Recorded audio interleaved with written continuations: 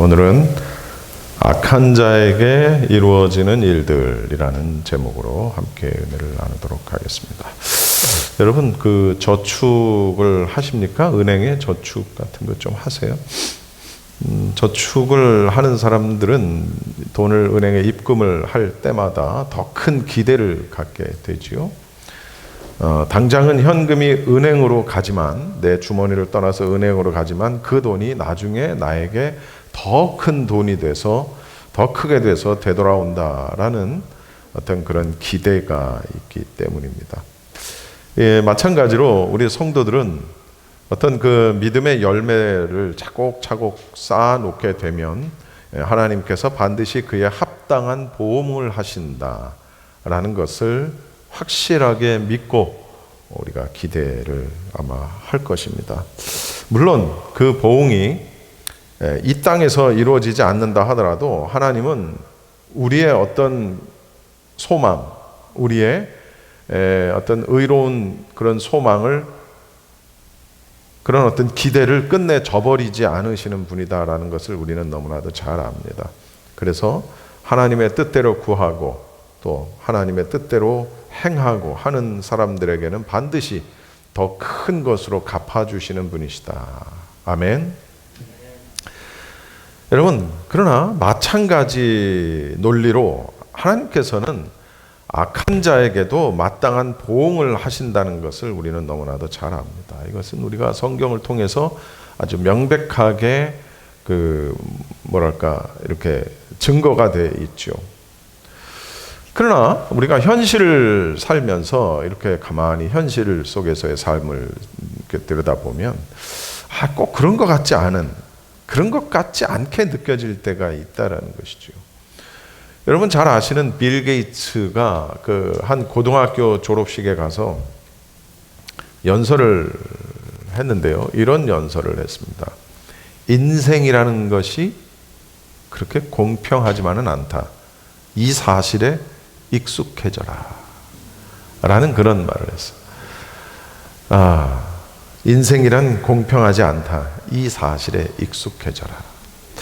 여러분, 영화 속의 악당은 총에 맞거나 총에 맞아 죽죠. 그리고 그 악행이 낱낱이 드러나게 됩니다. 그러나 현실 속에서는 그렇지 않은 경우가 어떻게 보면 훨씬 많을 것 같아요. 그죠? 어쩌면 우리는 온갖 이런 부조리 속에서 살아가고 있을지도 모르겠다 하는 그런 생각이 듭니다. 어떤 사람들은 이러한 어떤 현실 속에서의, 삶 속에서의 어떤 부조리 혹은 불공평 혹은 불합리 때문에 하나님의 존재는 없다, 하나님은 안 계시다, 이렇게 생각하는 사람도 있고요. 그렇기 때문에 하나님이 없다라고 생각하는 사람들의 삶의 논리를 쫓아가는 사람들이 있다는 것이죠. 만약에 하나님이 살아계시다면 이럴 수는 없다 하는 그런 논리인 겁니다. 이러한 삶의 부조리를 아주 철저하게 느끼며 살았던 인물이 바로 욥입니다. 우리가 욥기를 보고 있듯이 욥은 그 욥이 당한 고통만큼의 큰 죄를 지은 사람이 아니었기 때문입니다. 우리가 잘 아는 대로.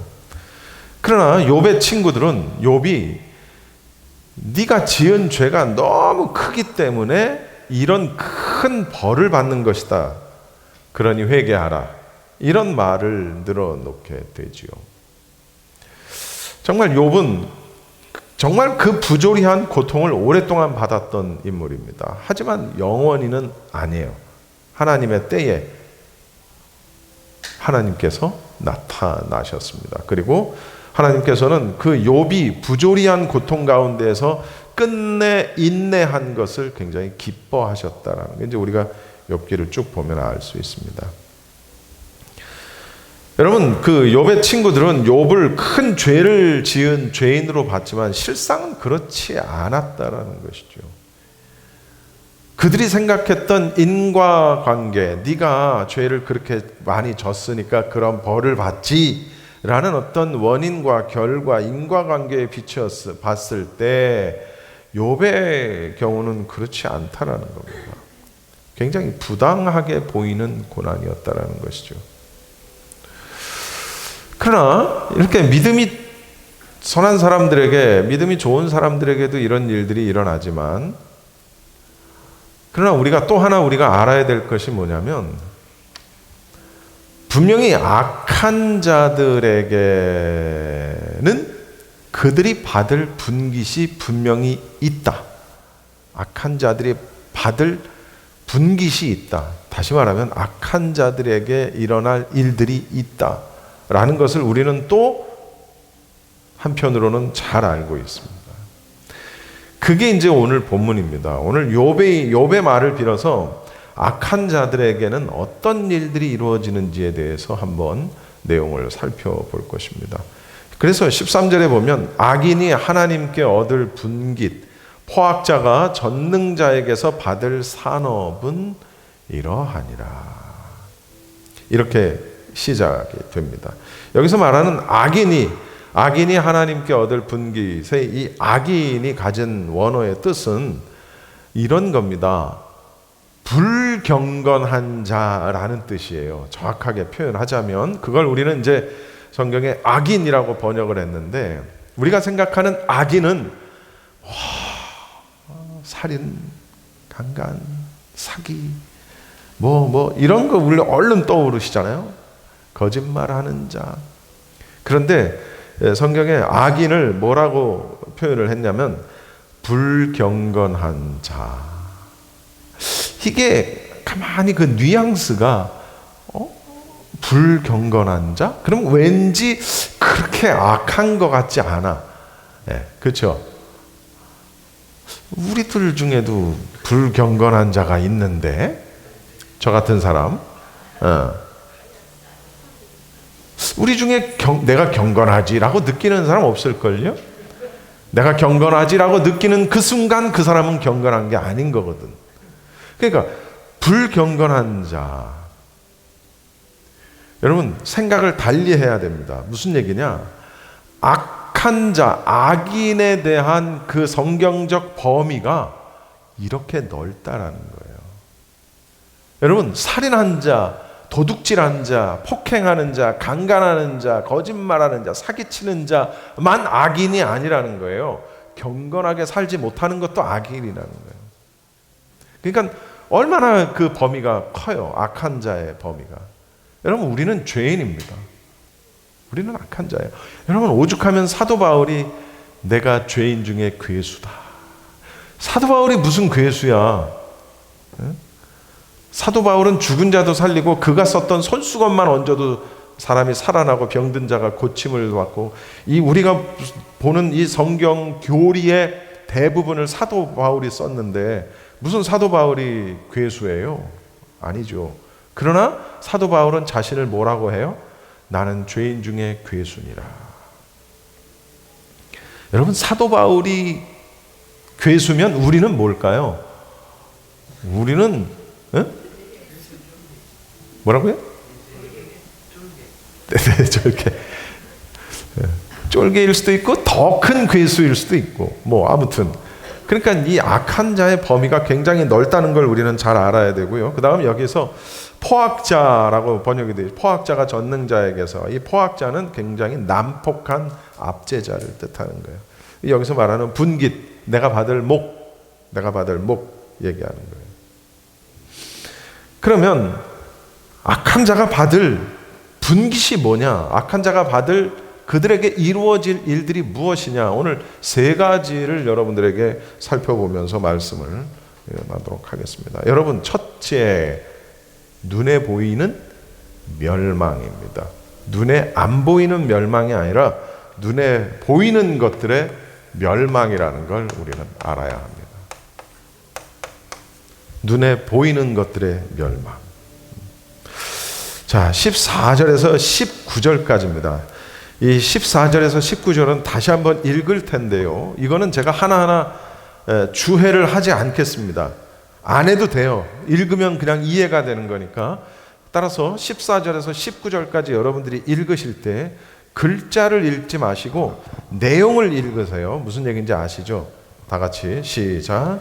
그의 자손은 번성하여도 칼을 위함이요 그의 후손은 음식물로 배부를 못할 것이며 그 남은 자들은 죽음의 병이 돌 때에 물리니 그들의 과부들이 울지 못할 것이며 그가 비록 은을 띠끌같이 쌓고 의복을 진흙같이 준비할지라도 그가 준비한 것을 의인이 입을 것이요 그의 은은 죄 없는 자가 차지할 것이며 그가 지은 집은 좀의 집 같고 파수꾼의 초막 같을 것이며 부자로 누우려니와 다시는 그렇지 못할 것이요 눈을 뜬즉 아무것도 없으리라.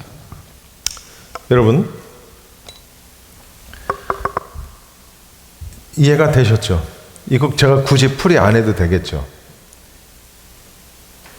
악한 자들은 재물, 명예, 쾌락 이런 것들로 자신의 거대한 성벽을 쌓습니다. 그리고 악한 자들은 이 성벽을 더 견고하게, 더 높이 쌓기 위해서 고심한다는 것이죠. 그러나 이 거대한 성벽, 여리고성이 무너진 것처럼 절대로 무너지지 않을 것 같았던 여리고성, 무슨 미사일을 맞은 것도 아니고 대포를 맞은 것도 아니고 소리 한 번 질렀다고 무너져 내려버리는 정말 그 여리고성, 악한 자들은 바로 마지막 날이 이를 때에 이렇게 멸망할 것이다라는 거예요.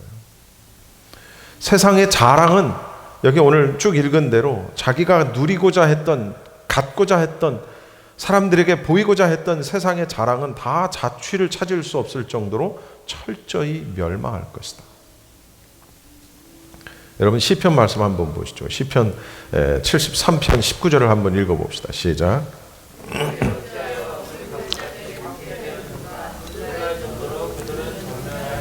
여러분, 그들이 어찌하여 그렇게 갑자기 황폐되었는가? 여기서 말하는 황폐되다의 기본형은 끝내다 혹은 그치다에서 온 겁니다.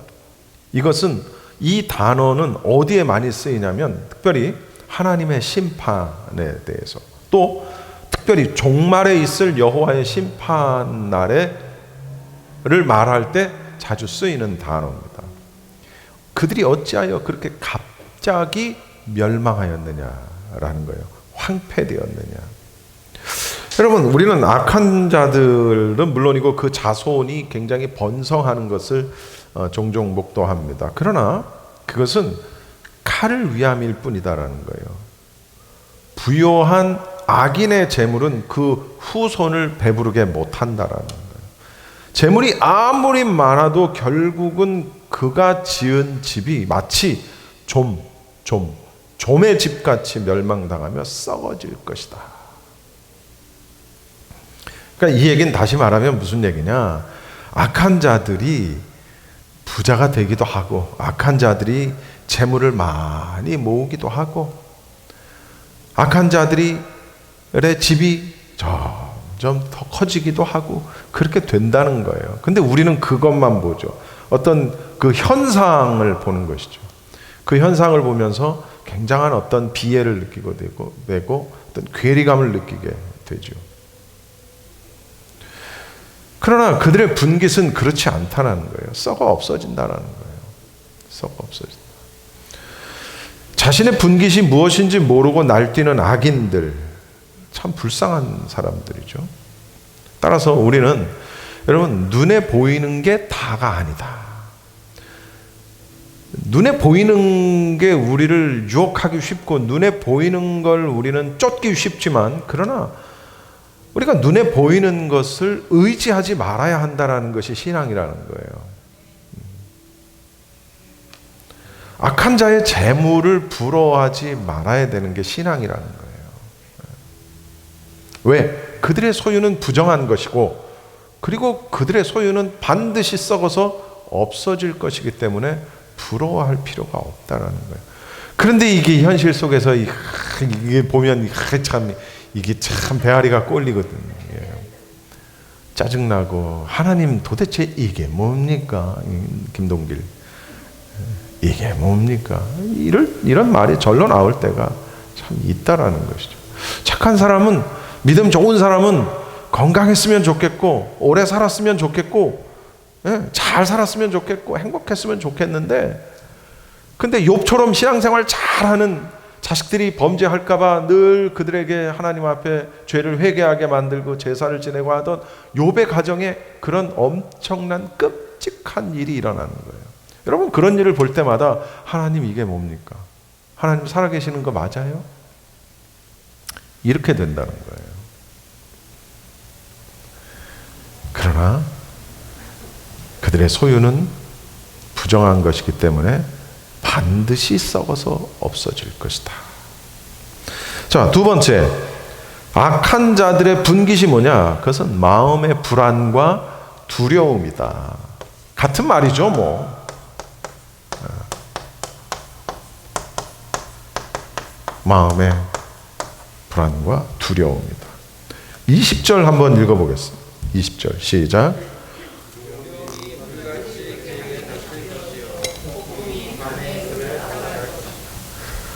두려움이 물같이 그에게 닥칠 것이요 폭풍이 밤에 그를 앗아갈 것이며. 여러분, 여기서 말하는 두려움이라는 것은 이제 뭐 두려움, 공포죠. 그다음에 여기서 폭풍이 밤에 그를 앗아간다, 빼앗아간다라는 말이에요.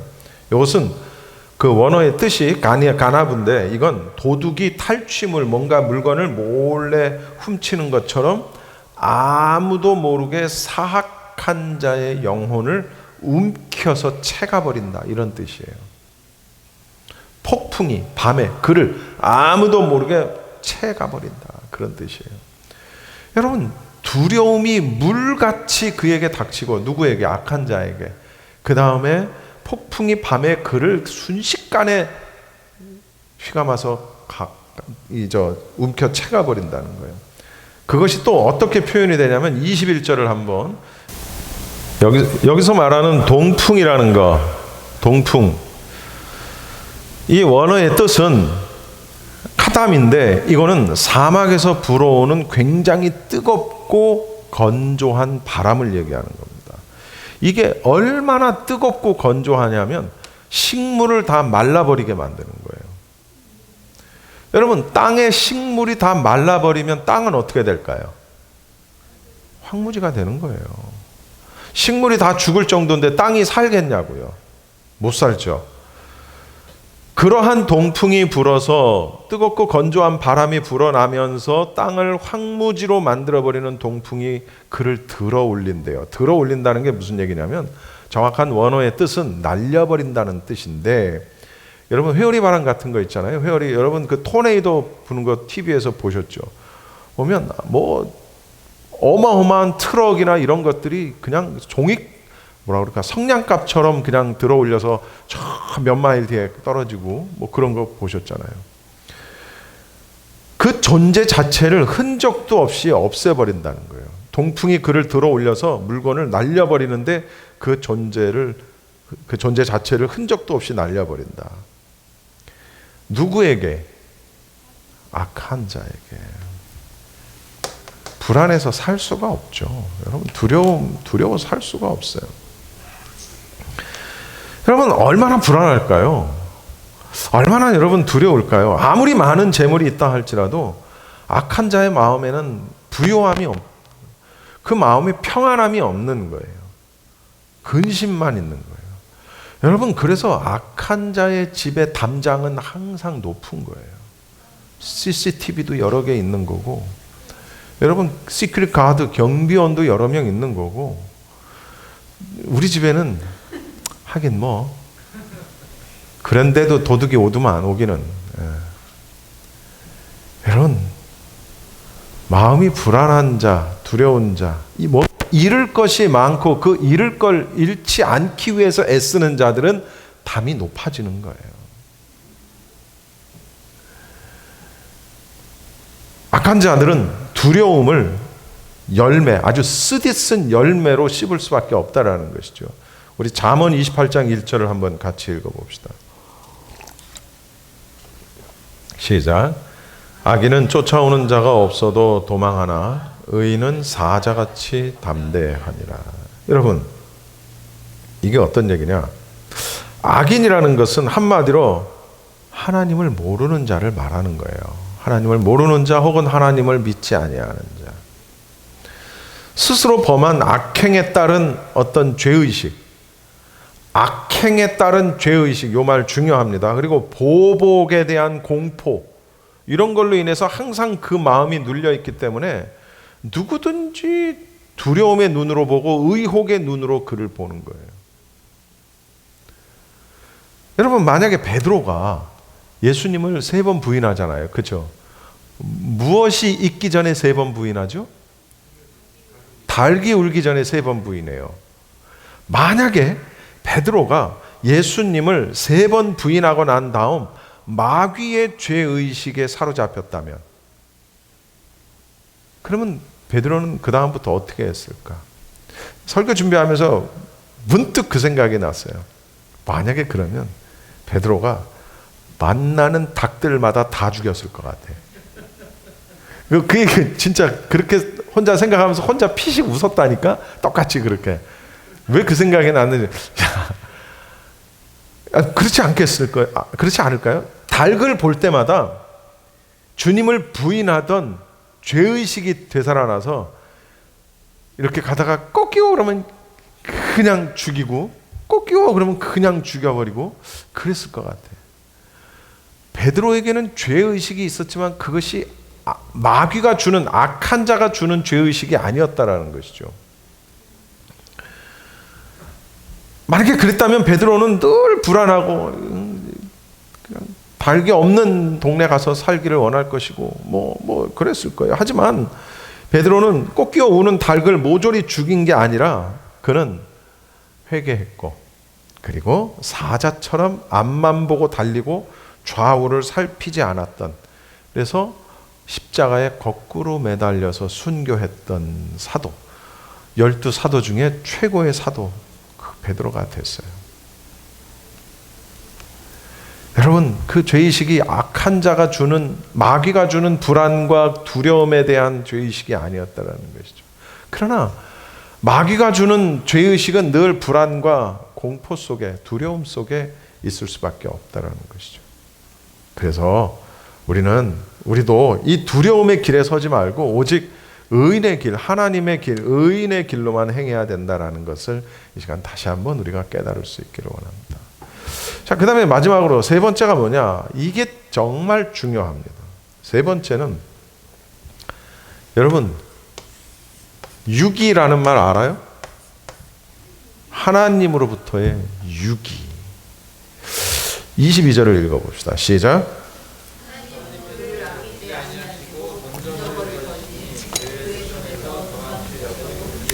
하나님은 그를 아끼지 아니하시고 던져버릴 것이니, 아끼지 아니하시고 던져버릴 것이니 그의 손에서 도망치려고 힘쓰리라.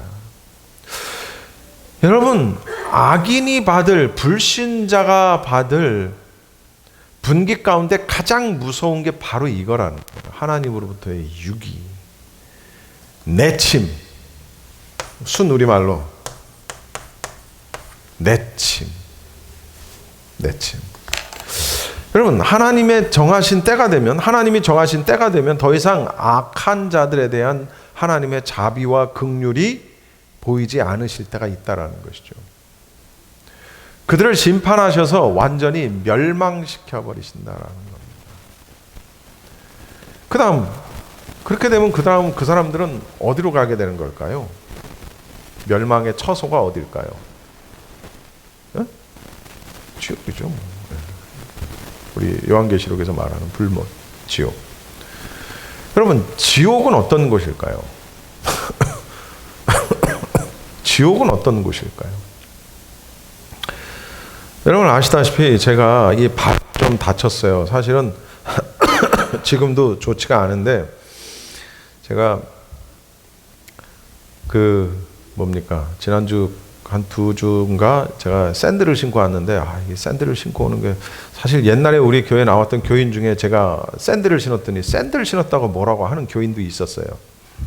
여러분 모르시겠지만. 그래서 그 뒤로는 제가 샌들을 안 신었는데, 제가 이제 발이 아프니까 구두를 신을 수가 없어서 샌들을 신었어요. 왜 구두를 못 신었냐면, 아픈 것도 아픈 거지만 퉁퉁 부어가지고 구두가 들어가지를 않는 거예요. 제가 왜 이 얘기를 하느냐면, 제가 사실 이번에 좀 심하게 다쳤어요. 퉁퉁 붓고 그 아픔이 어느 정도냐면 그 다친 부위의 피부를 이렇게 후 불기만 해도 아파요. 손으로 이렇게 살짝 요렇게 비비기만 해도 아파요. 그러니까 이게 널브스가 돼가 뭔가가 여기에 이렇게 오는 것 같으면 막 이렇게 되고 내가 막 그래요. 근데 이걸 어쨌든 치료를 해야 되니까 제가 한의원을 갔죠. 그리고 이런 경우에는 사열을 하는 게 제일 빠르다라는 걸 저도 알고 있었기 때문에 사열을 하러 갔어요. 제가 방금 말씀드린 대로 이 부은 곳이 어느 정도 아프냐면 후 불어도 아픈 데인데 거기다가 대고 부항기를 푹 대가지고 훅착 어느 정도인지 아시겠죠? 그 사열을 하던 분이 조금 조심을 해주면 좋겠는데 자기 살이 아니니까 그냥 보통 그냥 안 아픈 데다가 이제 피 빼려고 하는 그런 것처럼 푹 하고 하는 거예요. 근데 그거 그렇게 안 해도 되거든요. 그냥 살짝 이렇게 누르는 듯 하면서 이렇게 해도 되거든요. 근데 그렇게 해도 아플 지경인데 푹 누르고 나는 제가 무슨 얘기 하냐? 제가 그걸 하면서 뭘 느꼈냐면 하나님 저 지옥 가면 안 되겠어요. 제가 그 생각을 했어요. 땀을 삐릭삐릭 흘리면서 누워가지고 그냥 어금니를 깨물면서 지옥 가면 안 돼. 지옥 가면 안 돼. 이거를 몇 번을 했어요. 침은 안 아플까요? 머리가 퍽퍽 쓰죠. 그 아픈 부위에다가 침을 놓는데 이건 지옥이라고 말할 수 있는 것도 아니에요. 그렇죠? 이 정도는 참을성이 꽤 뛰어난 사람은 아마 신음소리 한번 안 내고도 참을 수 있을 거야. 근데 사실 되게 아프긴 해. 예. 여러분, 우리는 지옥에 관해서 말하는 것을 좋아하지 않을 수도 있어요. 교회에서 어느 때부턴가 천국에 대한 설교는 해도 지옥에 대한 설교는 교회에서 하지 않는다. 그것이 사실 문제다라는 사설이나 칼럼이나 이런 걸 많이 여러분 들어보셨을 거예요. 읽어보시기도 하고. 어떤 사람들은 예수님이 지옥에 대해서 말씀하신 적이 없기 때문에 지옥은 없다. 단정적으로 얘기해요. 그리고 제가 아는 어떤 목사님, 물론 목회하는 목사는 아니에요. 근데 무슨 얘기 하다가 지옥은 없어요 하고 아주 단적으로 저한테 얘기하더라고요. 목사가. 신학교를 몇 개나 졸업을 했는데. 예. 저는 논쟁 안 합니다. 그냥 논쟁해봐야 의미도 없고. 여러분, 지옥의 존재 자체를 부정하려고 듭니다. 지옥은 성경에서 가장 인기 없는 주제죠. 그러나 그럼에도 불구하고 지옥은 있다. 여러분, 성경이 지옥에 관해서 말하는 것을 거부하는 것은 기독교가 가르치는 모든 것에 대한 권위, 모든 것에 대한 근원을 다 포기하는 것하고 똑같다는 거예요. 지옥을 믿지 않는다. 논리는 그래요. 하나님은 사랑이신데 사랑이신 하나님이 어떻게 그런 지옥을 만들 수가 있느냐. 그건 네 복음이고, 그건 네가 복음이고, 네가 복음. 성경의 복음은 그렇지 않다라는 것이죠. 지옥을 믿지 않는다라는 것은 예수님을 믿지 않는 거예요. 지옥에 대해서 우리는 말 나온 길에 확실한 세 가지가 있습니다. 지옥에 대해서 확실한 세 가지를 우리는 잘 알아야 합니다. 지옥의 첫 번째, 지옥은 분명히 실제하는 것이다. 상상 속에 그만큼 악한 일을 하지 말라는 어떤 상징으로, 은유로 표현한 게 아니라는 거예요. 지옥은 실제하는 것이다. 그리고 지옥은 어떤 곳이냐? 이 표현밖에 쓸 게 없어. 지옥은 끔찍한 것이다. 여러분, 제가 이거를 하면서 사실 한 번 더 가야 돼요. 다음번에 가서는 뭘 하느냐? 침으로 그 인대를 조순대. 왜냐하면 인대가 이렇게 한번 다쳤기 때문에 인대 스스로가 자기를 보호하기 위해서 이게 두꺼워지고 쪼여들고 텐션, 그 뭐라 그러지? 이렇게 그래서 그 인대를 침으로 조사 가지고 그걸 풀어야 된다는 거예요. 그래서 내가 안 올래요 그랬더니 한 번만 더 오래, 한 번만. 그래서 내가 그래, 한 번만 더 가자. 그리고 내가 이제 목요일 날 가기로 했는데, 사실 제가 이렇게 다친 게 처음은 아니에요. 제가 미국에 오기 바로 직전에 신학교 졸업반 때 이렇게 똑같이 다쳤어요. 근데 그때는 제가 이런 치료를 하지 않고 바로 정형외과로 갔어요. 한국이니까. 그래가지고 깁스를 했어요. 반깁스도 아니고 그냥 통깁스를 했어요. 그래서 한 달인지 뭐 2달인지 하여튼 목발을 짚고 그렇게 학교를 다녔던 적이 있어요. 그렇죠. 그래서 깁스를 할까 생각을 했는데 전화를 해보니까 보험이 없어요. 돈이 장난이 아니에요. 그래서 뼈를 다친 것 같지는 않으니, 뼈 다쳤으면 갔을 텐데 뼈를 다치면 그 특징이 이렇게 어쨌든 이렇게 못 걷는데요. 뼈가 금이 가거나 다쳤으면, 물론 내가 이렇게 걸을 때 아프지만 뼈가 다쳤으면 이렇게 해도 못 걷는다는 거예요. 그래서 뼈는 아닌 것 같다. 그래서 이제 갈까 말까 하면서 이제 전화까지 했지만 돈이 너무 비싼 관계로 그냥 알차, 생짜로 알차. 근데 사실은 한국에서 그렇게 다친 뒤로 얼마 안 있어서 이제 미국에 왔는데, 미국에 사는 동안에 계속 다쳤어요. 근데 이렇게 심하게 다친 게 아니라 삐끗 해가지고 아이고 해서 살짝 아프고 그러니까 이게 인대가 한번 그렇게 되니까 얘가 기운이 없는 거야. 그래서 이렇게 되는 거예요. 그렇게 수도 없이 많이 삐걱삐걱 하다가 이번에 그냥 완전히 복숭아뼈가 바닥에 닿을 정도로 돌아가 버린 거예요. 그래서 그 한국에서 다쳤을 때보다 더 심하게 다친 것 같아요. 그 마지막에 이제 지금 이제 또 한 번 침으로 그거를 직접 해야 된다는 얘기를 듣고 벌써부터 걱정이 심해요. 여러분, 이게 너무너무 아프고 너무너무 끔찍하지만 지옥에 견딜 수 있을까? 여러분, 지옥에 대한 묘사를 보면, 지옥을 소위 다녀왔다라는 사람들의 간증을 들어보면 그걸 다 믿지 못한다 할지라도 그들이 봤던 것에 대한 공통점이 있어요. 전부 다 이 사람 저 사람. 첫째, 끔찍한 냄새가 난다라는 말은 다 해요. 견딜 수 없는 이상한 역한 냄새가 났고, 그 다음 팔이 날아가고 마귀가 그 사람을 통째로 먹어 삼키고, 근데 또 조금 있다가 다시 또 살아나고, 끊임없이 이어지는 고통에 대한 부분을 이야기를 해요. 이건 끔찍하다라는 말로도 표현이 안 돼요. 그다음에 지옥의 세 번째, 그런데 너무 더 끔찍한 건 뭐냐? 그것이 영원하다는 거예요. 여러분, 지옥이 얼마나 무서운 곳이냐? 지옥은 있는데 그곳은 구더기도 죽지 않는다. 성경에서 벌레도 죽지 않고 구더기도 죽지 않는다. 그리고 그곳은 영원하다. 여러분, 많은 사람들이 마치 지옥을 지나는 것 같은 어려운 상황을 겪는 것에 대해 이야기합니다. 그렇죠? 무슨 얘기냐면,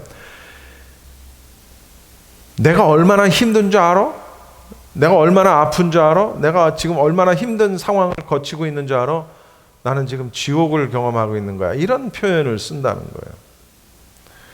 그것은 우리가 가장 이해할 수 있는 그런 표현입니다. 많이 힘들구나.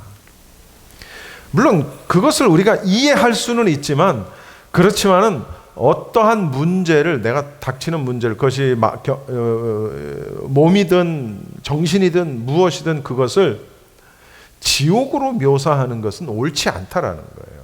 무슨 얘기냐?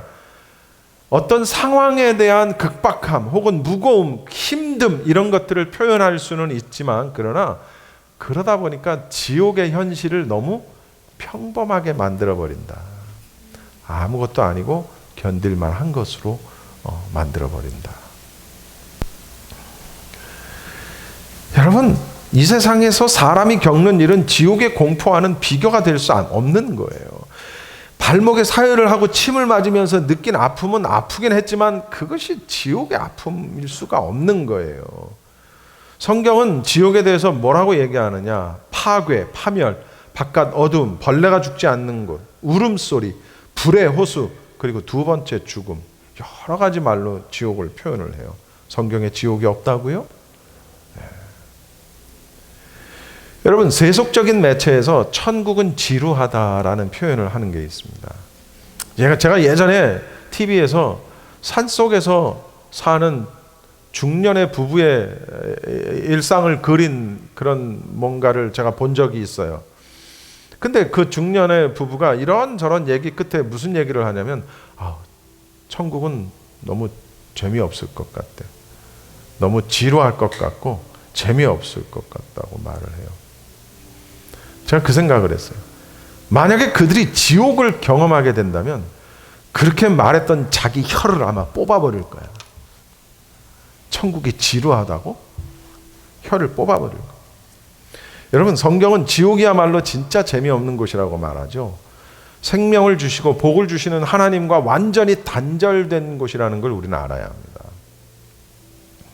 영원한 멸망, 저주로 인한 고통. 그러니까 이렇게 정의를 내리면 돼요. 한마디로 주님이 계신 곳이 천국이고 주님이 안 계신 곳이 지옥이에요.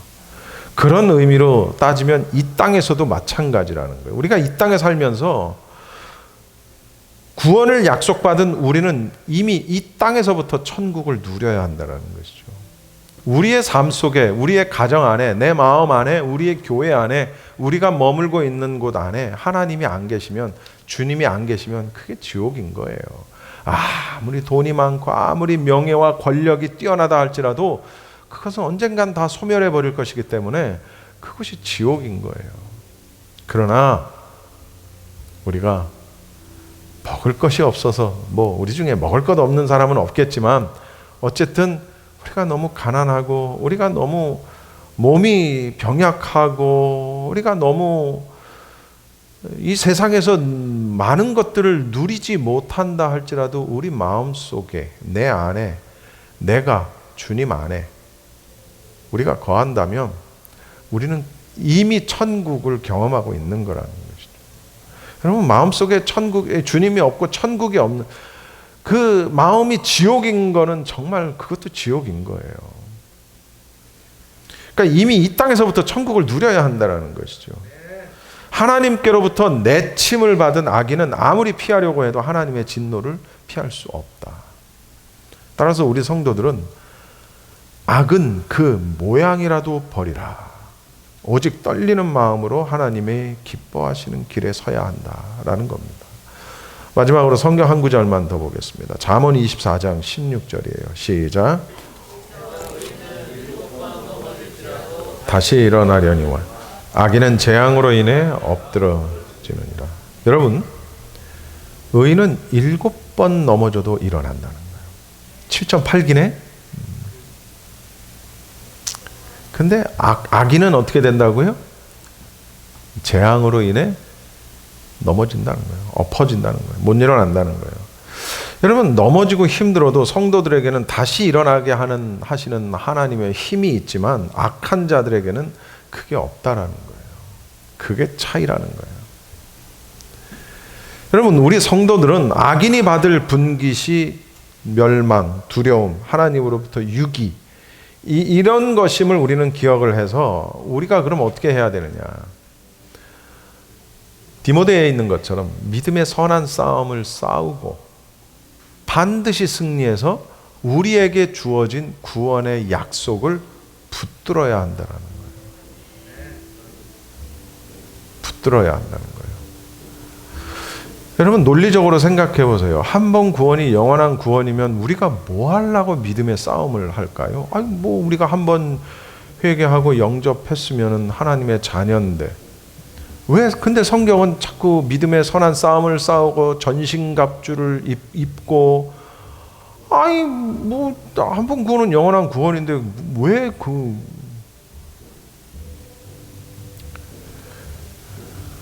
오늘도 내일도 앞으로 우리가 살아나가는 날 동안 우리는 물질적으로도 또 육신적으로도 또 정신적으로도 마귀는 우리를 넘어뜨리기 위해서 늘 도전합니다. 우리의 싸움은 혈과 육의 싸움이 아니라는 거예요. 너하고 나하고 말다툼하는 싸움이 아니라는 거예요. 무슨 악한 영과의 싸움이라는 거예요. 그래서 전신갑주가 필요한 거고 믿음의 선한 싸움을 싸우라. 모두 다 반드시 승리해서 약속받은 구원을 지켜내는 그런 우리 모두가 다 되시기를 바랍니다. 기도하겠습니다.